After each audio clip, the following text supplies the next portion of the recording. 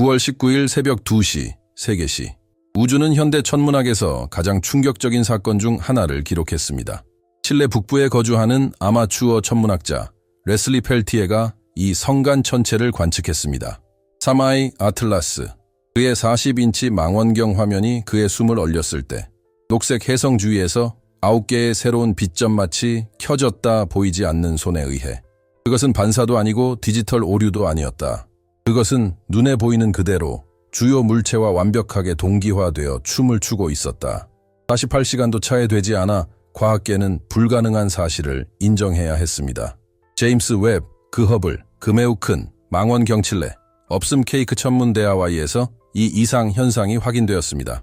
우주의 가장 먼 곳에 있는 은하를 감지하도록 보정된 최첨단 장비들이 정확히 같은 장면을 기록했습니다. 마치 군대처럼 움직이는 10개의 천체가 각각 같은 속도, 같은 궤적, 그리고 똑같이 강렬한 녹색 꼬리를 가지고 있었습니다. 그때까지 우리는 단 하나의 성간 방문자를 보고 있다고 생각했습니다. 하지만 이제 10명이 되었습니다. 그리고 그때 충격은 불편함으로 바뀌었습니다. 이 새로운 물체들은 단순한 바위 조각처럼 움직이지 않았습니다. 각각의 별은 아틀라스보다 10배 작았지만 본체보다 2배나 많은 에너지를 방출했습니다. 스펙트럼 분석 결과 약 1000만 광자를 방출할 수 있는 핵이 발견되었습니다. 20기가와트각 원자로는 국가 전체의 전력을 공급할 만큼 충분한 에너지를 생산합니다. 비교하자면 지구에서 가장 큰 원자로 수천 톤에 달하는 거대한 구조물도 그보다 더 많은 에너지를 생산하지는 못합니다. 여기서 우리는 지구 크기의 우주 블록에 대해 이야기하고 있습니다. 블록 생성국가 전력망에 해당하는 전력. 이러한 모순으로 인해 캘리포니아 공과대학이나 MIT 같은 대학의 슈퍼컴퓨터는 기본적인 물리 방정식을 수렴하지 못했습니다.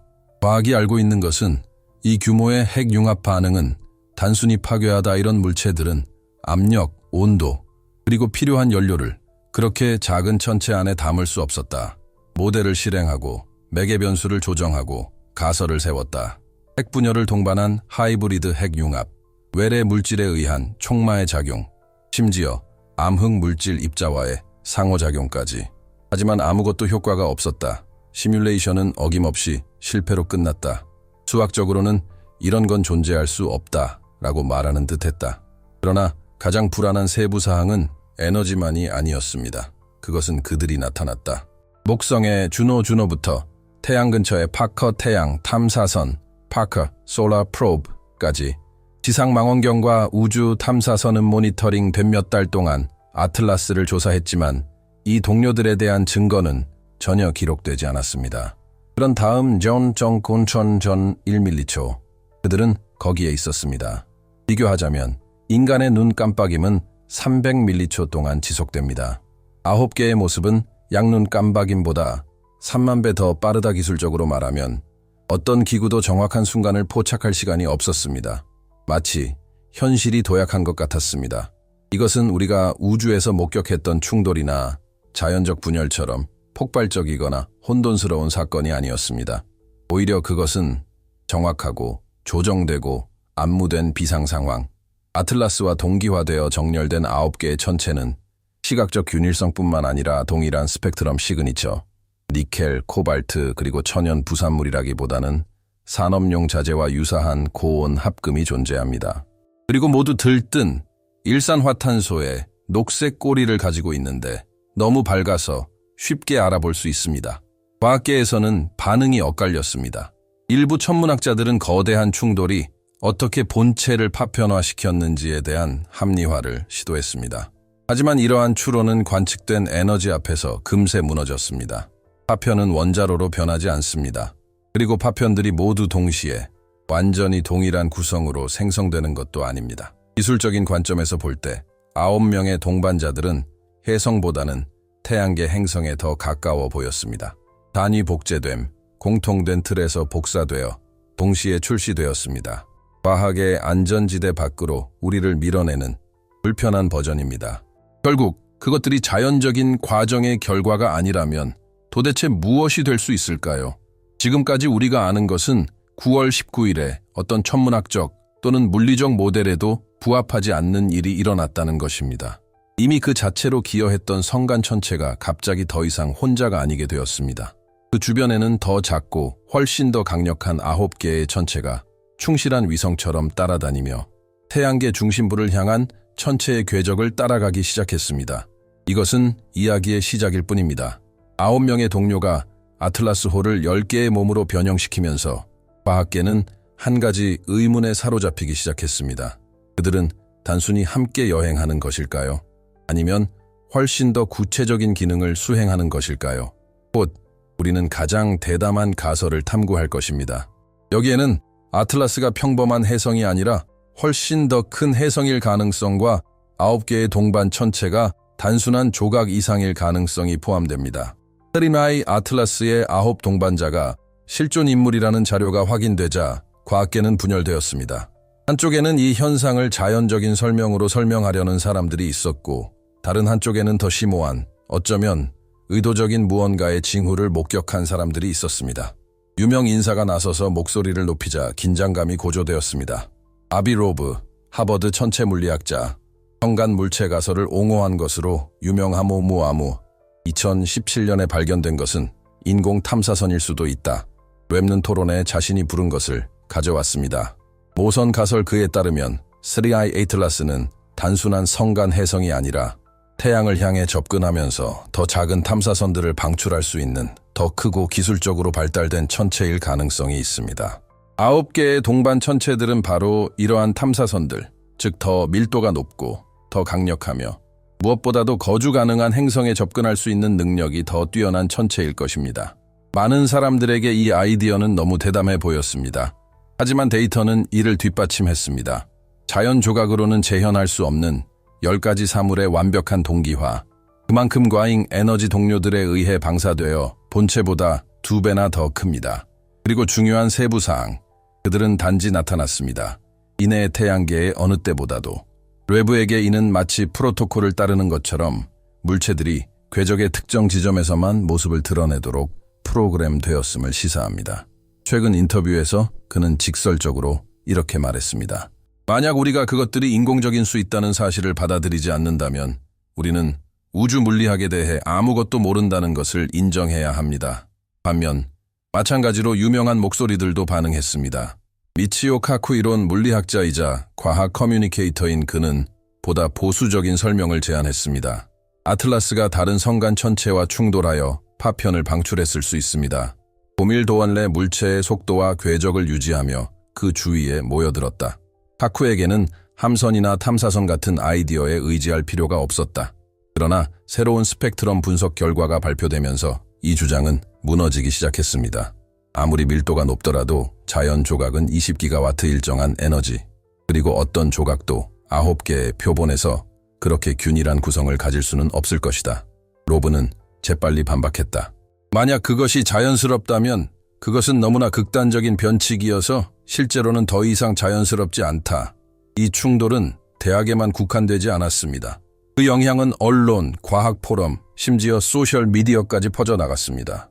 과학자들은 신중한 설명으로 자신의 명예를 보호하려 애썼지만 일부 대중은 큰 소리로 궁금해하기 시작했습니다. 우리가 성간 기술의 첫 번째 직접적인 증거를 목격하고 있는 것은 아닐까? 불편함은 단지 과학적인 것이 아닙니다. 문화적인 것입니다.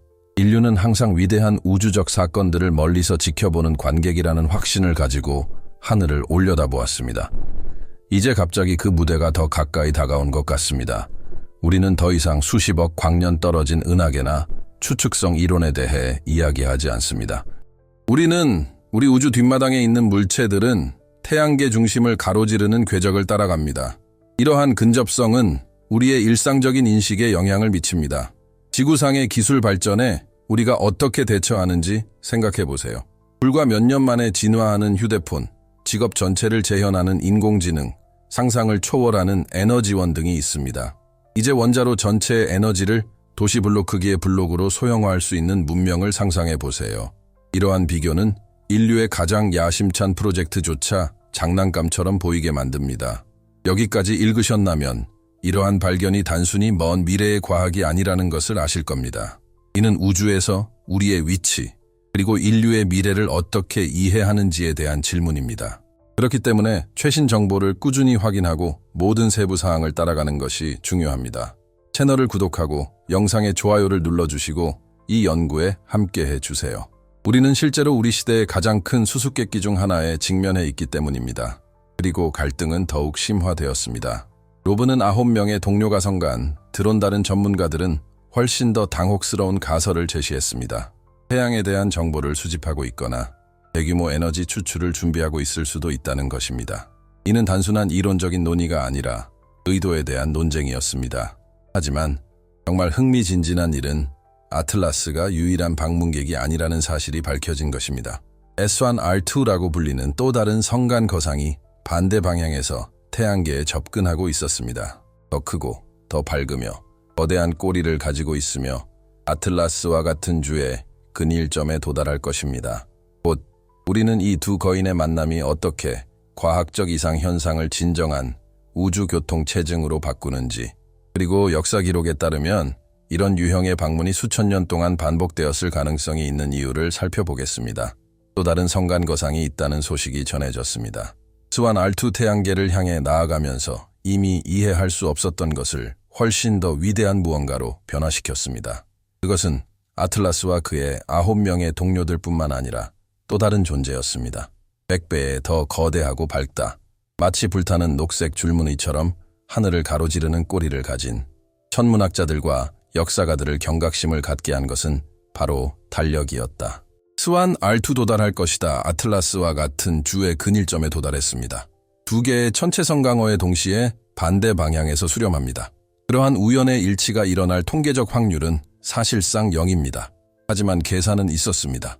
그리고 그 이상의 것이 있었습니다. 기록에 따르면 S1R2는 천년 주기를 따라 매년 2200년 기원전 200년경 중국의 기록에는 천상의 용에 대한 이야기가 나옵니다. 바빌로니아의 석판에는 하늘에서 번성하는 별에 대한 묘사가 있습니다. 중세 연대기에는 보고됨 천년에 깃발 꼬리를 단 녹색 방문객이 나타났습니다. 21세기에 들어서면서 이 패턴은 카메라, 망원경, 송신기가 등장하기 전에 다시 나타났습니다. 이러한 반복은 논쟁을 다른 차원으로 끌어올립니다. 우리는 더 이상 천체 물리학만을 다루는 것이 아니라 이제 다음과 같은 문제에 직면하게 됩니다. 문명의 기억. 인류는 하늘을 바라보며 이해할 수 없는 무언가를 몇 번이나 보았습니까? 그리고 그중 얼마나 많은 경우 그 징조들이 무시당하고 징조나 신화로 재해석되었습니까? 또는 은유 종교에 무시하는 것은 더 이상 선택사항이 아닙니다. 이러한 신체가 자연적이지 않고 어떤 종류의 기술을 나타낸다면 우리는 다음과 같은 첫 번째 객관적 증거에 직면하게 됩니다.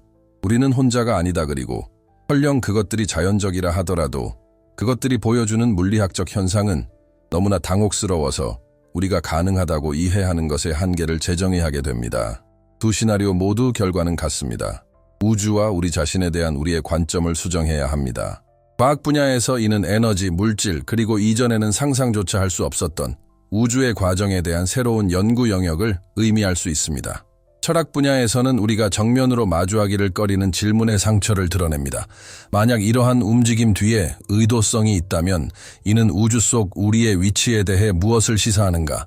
우리는 더 큰 퍼즐 속의 구경꾼인가? 아니면 조각인가? 그리고 바로 여기서 과학과 철학이 만납니다. 왜냐하면 그 질문은 단순히 그것들은 뭐야? 하지만 왜 지금 우리 인류가 실시간으로 그들을 관찰할 수 있는 기술적 단계에 도달하자마자 왜 이 방문객들은 다시 돌아오는 걸까요? 우주를 단순한 물리적 공간이 아니라 의식적이고 활동적이며 소통하는 그물망으로 생각할 때 무엇이 드러나는 걸까요? 쉬운 답을 찾는 것이 아니라 모든 것을 바꿀 질문에 직면하는 것입니다. 만약 이러한 물체들이 인공적이라면 우리는 그것들의 우리 자신의 지능을 초월하는 지능이 존재한다는 것을 인정해야 합니다. 만약 그것들이 자연적인 것이라면 우리는 물리학 자체를 다시 써야 합니다. 두 경우 모두 결론은 충격적입니다. 현실은 우리가 믿어왔던 것보다 더 복잡하고 더 생생하며 더 불가사의합니다. 그리고 우주가 우리를 관찰할 때 우주는 우리에게서 무엇을 볼까? 밤하늘을 올려다보며 이것에 대해 생각해 보세요. 이것들이 그저 멀리 있는 별이 아니라 수천 년에 걸쳐 주기적으로 돌아오는 징조나 존재일 수도 있습니다. 이 글이 공감되셨다면 구독하고 영상에 좋아요를 누르고 댓글을 남겨주세요. 여러분의 참여는 단순한 상징적인 제스처가 아닙니다. 미지의 세계 앞에서 비판적 사고와 자유로운 탐구가 억압되지 않는 공간을 만드는 과정의 일부입니다. 우주는 우리에게 무관심할 권리를 주지 않으니까요.